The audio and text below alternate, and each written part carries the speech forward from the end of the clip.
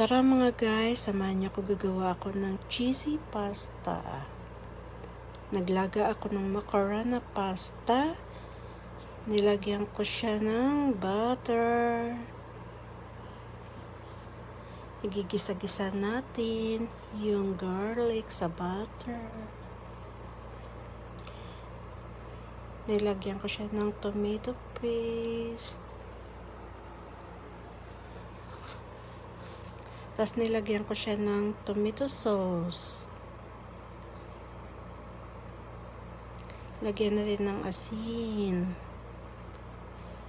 Lagyan natin ng black pepper. Lagyan natin ng oregano. Katamtaman lang ha. Lagyan natin ng cooking cream.